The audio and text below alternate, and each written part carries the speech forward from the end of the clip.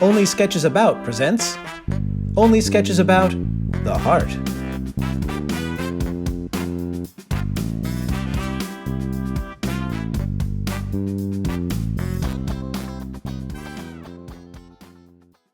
And if you take a look at the screen here, Mr. and Mrs. Cole, you should be able to see your baby. Those are its arms right there, and those are its legs. Oh my God, Dr. Bet, it's beautiful. That's incredible. We should also be far enough along to hear the heartbeat. Would you like to take a listen? Of course. All right, here we go.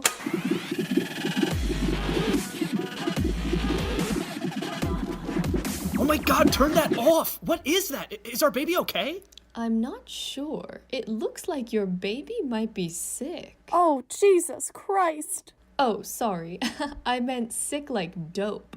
Like you have a chill-ass baby. Congrats. And that's why its heart sounds like that? Is this some sort of joke? Now, don't be frightened. This isn't a worst-case scenario.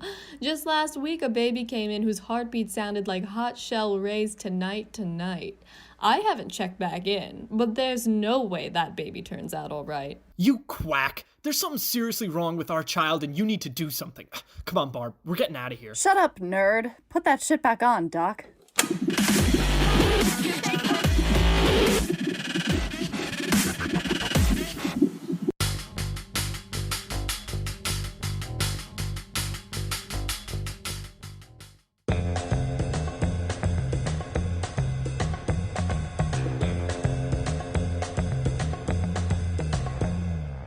Alright, Bond. When you enter the casino, you should see Le Chiffre sitting at the poker table. Le Chiffre is planning to launch a stolen missile at China, framing us and kicking off World War III. You need to stop him before he launches in exactly 1 hour. Luckily, while he is an international terroristic criminal, he does honor a fair loss in a game. You have 1 hour to defeat him, get those launch codes, and save the world. Godspeed, Mr. Bond. Thank you, Q. I'm entering the casino now. His poker skills are no match for a brilliant statistician and game theorist such as myself. Bond out. 1 hour to save the world, plenty of time. Ah, you must be Mr. Bond. Please, take a seat. And you must be Le Chiffre. You know why I was sent here? Oh yes, you're here to defeat me in a game, so I hand over the launch codes. Well, let's play a few hands then, Mr. Bond. I'm all in on this one, Le Chiffre. Let's make this hand interesting. I'll go all in as well with a Jack of Hearts and an Ace of Hearts. To beat me, you need a King and Queen of Hearts.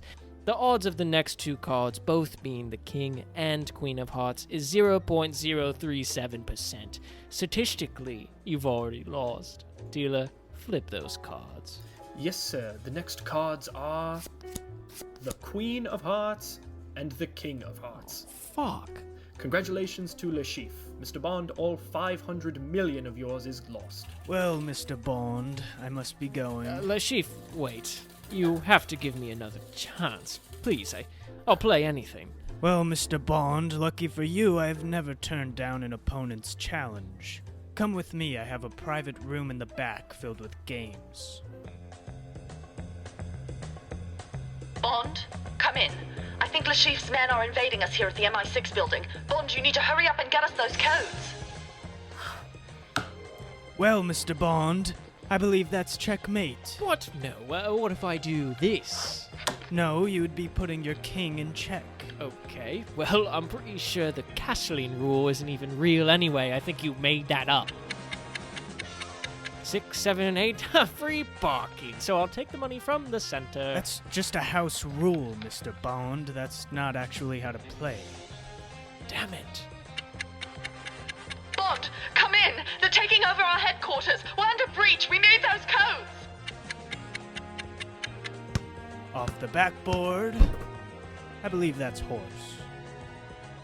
Bond! They just shot Em! She's fucking dead! I texted you 5 times! Zip. Zap. Zop. Zip. Zap. Zop. Zip. Zip. Ah, I believe that's zip zap zop. I believe paper covers rock. I believe paper covers rock. I believe paper covers rock. Jesus, pick something else. Bond, they're launching the missiles right now. What are those codes? Well, I believe that's Russian roulette. Score 1 for Jimmy B. All right, now, hand over those launch codes, Lashif. Oh, right. Man, Q is gonna be pissed. Dun dun dun dun da. Yes.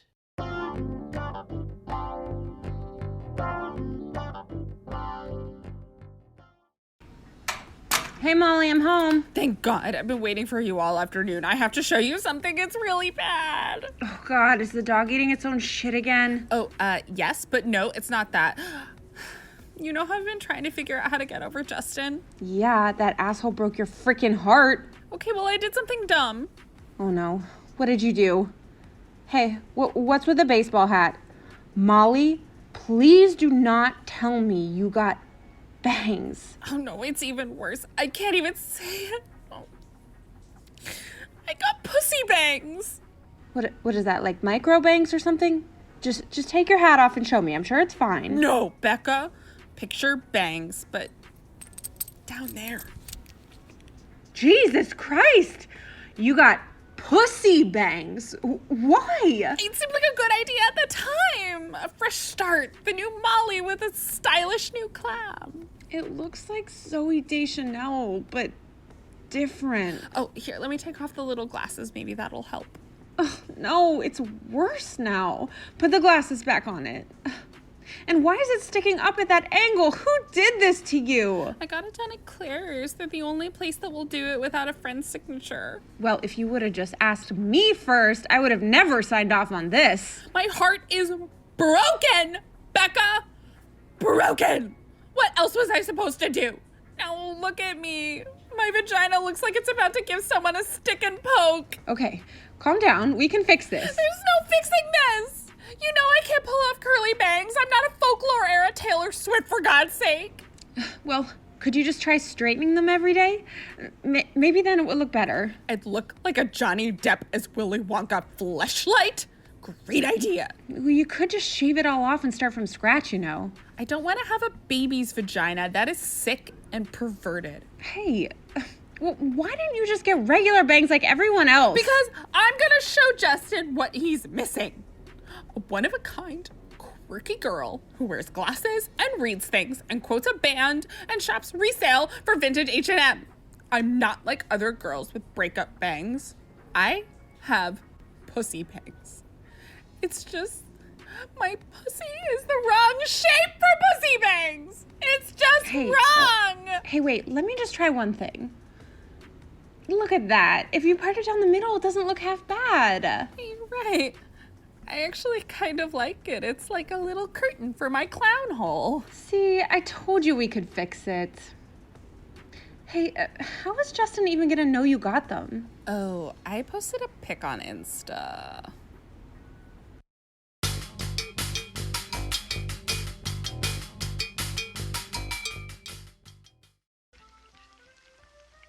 Dinner will be ready in a second. The artichokes are almost done. Gosh, Sarah, I hope your parents like me. They will. Just please don't embarrass me in front of my dad about the artichokes thing. Daddy! Sweetie, you must be Greg. Very nice to meet you, Mr. Palermo. One for you, one for you, one for you, and one for me. Oh, that smells amazing. I can't believe I've never eaten an artichoke before. What did you just say? Mother in heaven, he said he's never had an artichoke before. I mean, I've had the pickled hearts before, just not like the whole one. You'll have to show me how to eat it, I guess. Would you like me to wipe your coolie for you too? Oh, Jesus, Enzo. Daddy, please. Relax, it's a joke. Why, I ought to choke you. But seriously, please dig in.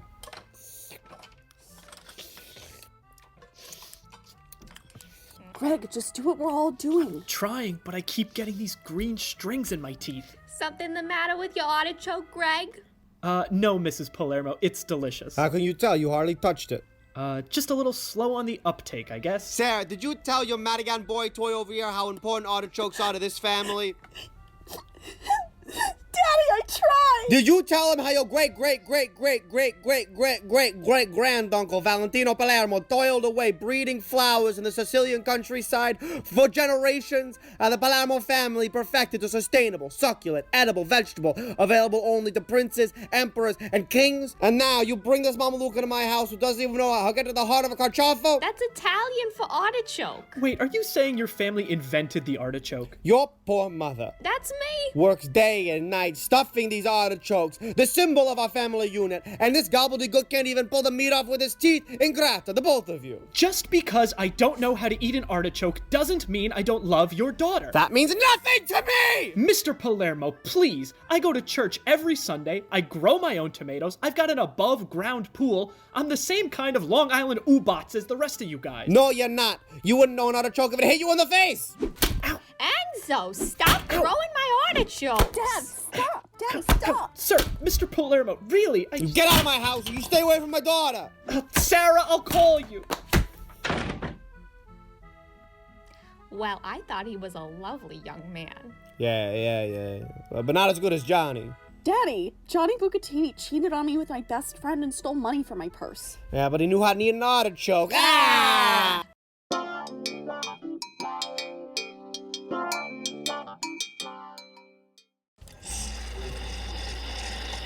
I love this new barista. Look how perfect the little foam heart is on my latte.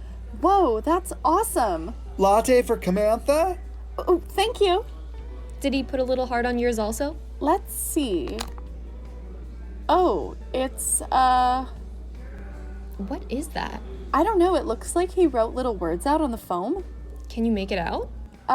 Interior living room night. Roger looks to his mother to see that she has reverted back to an infant. His mother cries out and Roger looks at her for a moment before going back to crafting his puppet. I think this is his screenplay? Oh my god, you're right. Is there more? Let's see. Roger then realized that every time he gained a memory, he lost a piece of himself to what has already happened, and more of who he is crystallized in time. That's so much screen direction. How is that supposed to be filmed? I guess it's supposed to come out in the performance? I don't know. Let's see. He yelps to his mother, finally, but she has turned into a small red puddle on the ground. His Ew. puppet rises alive and slowly brings him into a cold embrace. End of Act 4. Okay, whatever. Let's see if this at least tastes good. Wait, don't drink that yet. That's my only copy. You wrote your only copy in latte foam? Often I'm inspired by the aroma of the beans and the soft chatter of the cafe. That sucks. Anyway, what do you want me to do with this if not drink it? I don't know. I like to give out little samples just in case you're in production or something. Are you? No, I'm a trust fund kid and I've never been deprived of anything. I'm going to drink this now. Will you at least give me notes? Okay. Honestly, it's a little derivative. Derivative? I can kind of tell you're just doing Kaufman. Oh, well, Kaufman's a genius. Yeah, but I shouldn't be able to see your influences so readily on the page. Or on the foam. Whatever, I'm leaving.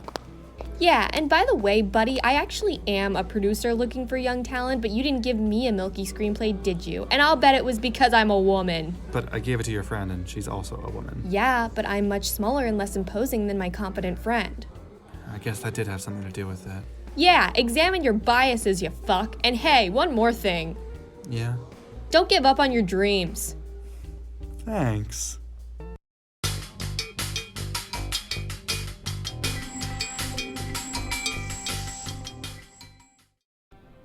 Well, that's a nice golf course over on the other side of the road if you ever want to join me in a little bit of that swing and putt and putt. Hey, Dad, sorry, I know you have company, but I just had a huge fight with Tara, and I could really use some relationship advice right now. Do you have a second?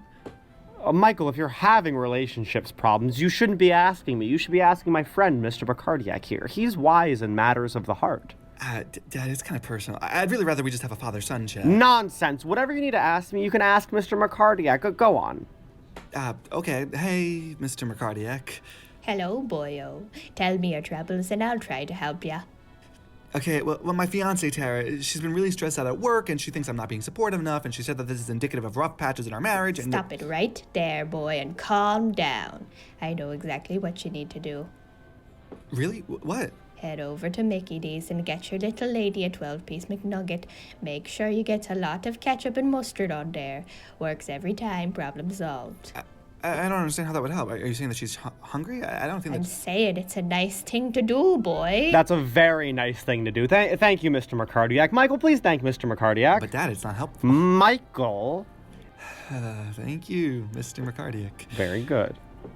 Okay. Oh, you're welcome. You know, if you want to be extra about it, you can supersize that 12-piece McNugget. I'll keep that in mind. It's just a nice thing to do. Mm-hmm. Right, well, I'm gonna go. Wait, Michael, you said that Tara was having issues at work. What's going on there? Is her job at risk? No, nothing like that. She just got a new boss, and she's afraid that he doesn't like her, and she's doing everything she can to prove that she's a good worker, but that means working late hours. It's just taking a toll. Oh, well, I know what she can do to impress that boss right up. Let me guess, get him a 12-piece McNugget? Heck no, silly friend. That's far too intimate. Oh. She's got to get him a fillet of fish. A what? A fillet of fish. All it is a little fish slab in between two buns and a cheese. You get one and you're golden. Okay, thanks. Don't mention it, Shep. Mm-hmm. You know, Michael, Mr. McCardiac has been my best friend for nearly 30 years now, and I go to him for advice about everything. I even go to him whenever I have an issue with your mother, and he tells me the same thing every time. Is it McDonald's related? No, he tells me I need to do more hand stuff. It's just a nice thing to do.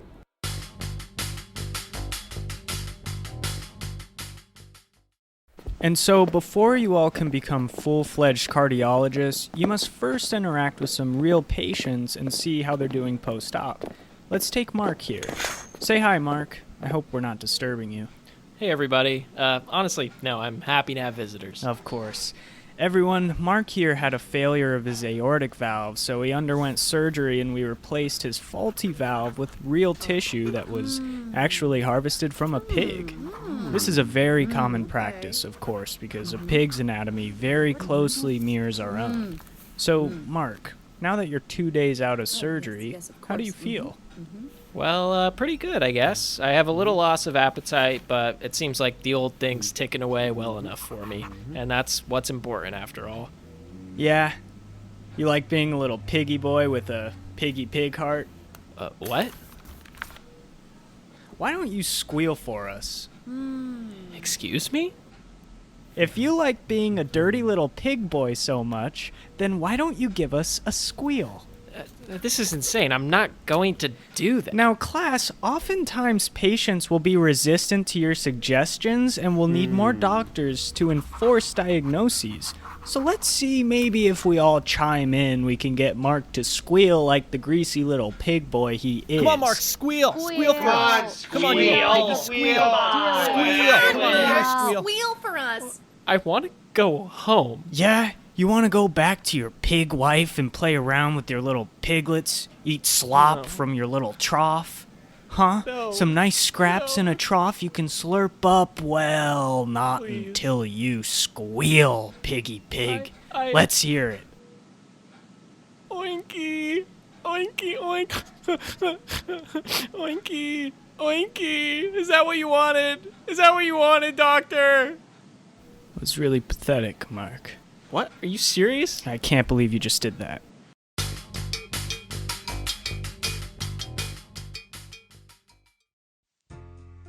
Dear Sally, happy Valentine's Day. I'm writing you this heart-shaped card to let you know that I really, really, really, really like you. I hope that one day we can hold hands and get ice cream. That would be really cool. We have a lot of fun, and it won't be long before I leave you for someone younger and prettier, because that's what boys do. At least, that's what my mommy told me. And I'm a boy, so I think I gotta. But before I do, I'll be sure to ruin your figure, whatever that means. Love, Jimmy. Dear Mina, happy Valentine's Day. You can't be my Valentine this year. That's Sally. But one day, maybe you can be my slide piece. That's, I think that's when we can hold hands, but only on the slide. Mommy holds hands with her special friend Rick Romano sometimes. They scream at each other too sometimes, but only at night, and it sounds like happy screaming. I don't want to be a father. Love, Jimmy. Dear Sally, it's Jimmy again. I'm writing the second card because I forgot that, as boyfriend and girlfriend, we're gonna have to eventually figure out what to do with our mistake.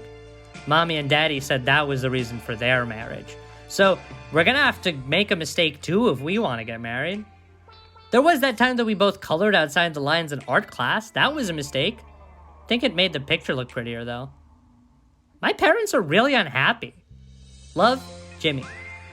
Dear Mina, it's Jimmy. Sally's at it again. She's always nagging at me, saying I don't do this and I don't do that, and I'm not a real man and I can't provide. I knew I should have never settled down.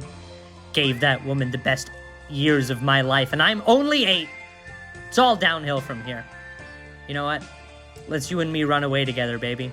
We can buy a condo on Riverside and just forget everything. Love, Jimmy. Dear Jimmy, look at yourself. Look at what you've become. A shell of your former self. You could have had it all, and you squandered it. For what? A little momentary bliss? You're a fool. A fool, Jimmy! You can't even look at yourself in the fucking mirror anymore. Happy fucking Valentine's Day. Jimmy, stop writing Valentine's Day cards again and get outside. Your stupid father's in the car. Okay, Mommy!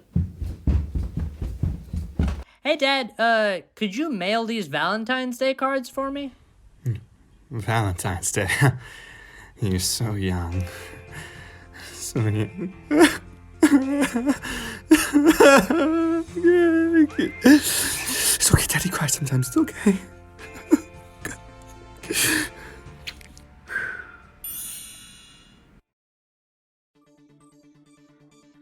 Welcome back to Running Talk. The running world's rumor mill has been pretty active since Jeff Beamer set a new record for the 400-meter race at last year's Olympics.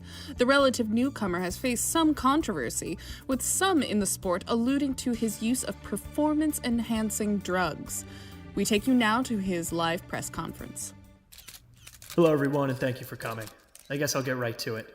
I did not use any performance-enhancing drugs to win the 400 meters. This sport simply means too much to me, and I would never do such a thing. All I used was my skills, my training, and the heart of a champion. Jeff, over here! Jeff, quick. Yes, you in the back. Jeff, no offense, but literally nobody had you winning this race. All right, you were a 700-1 underdog, and when you crossed the finish line, one of the announcers actually fainted. You really expect us to believe all you used was your skills and training? And the heart of a champion.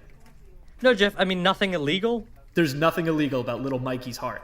Let's move on. You there, you had a question? Jeff, I actually wanted to go back to your last point there. Did you say something about using a little Mikey's heart? All right, you got me. I had heart transplant surgery where they removed my heart and put in the heart of a champion so that I could have an extra level of determination when I trained and ran this year. Now, before you get all upset, just listen. It doesn't say anywhere in the rules that you can't have heart transplant surgery to win a race. Hasn't anyone seen Air Bud? No one? Exactly whose heart did they put in, Jeff? Okay, get this. It was this incredible kid named Mikey in rural Indiana. He trained every day to make the varsity football team, despite being 4'11" and having one leg. Then he scored the game-winning touchdown at the state championship. People were crying tears of joy. Anyway, so I read his story on Google and paid him 10 G's to switch hearts with me. Is he, okay, this kid? He has 10 grand in the heart of an Olympic runner, all right? I think he'll be fine. Are you concerned about my well-being, by the way? I had the surgery too, and it was a difficult surgery. Honestly, it might have been even tougher than just running the race normally. So, I'm not saying I should be rewarded for the extra effort, but, oh great, the guy in the front's raising his hand to say he's concerned. Actually, no. Surprisingly, I'm not concerned at all. I was just going to ask, why do the open heart surgery when steroids are cheaper and probably easier to get? Thank you. Good question. It's because being a champion isn't about doing what's easy. It's about doing what's right. It's about putting your mind to something and not giving up until you achieve it. Sometimes that means going against the grain, even when everyone's taking the easy way out. And sometimes it means taking a high schooler's organs to win a race. Also, I am freaked out by needles. Now I ask you, does that make me a cheater? or a champion? I'll leave the question rhetorical. God bless America. I said, God bless America.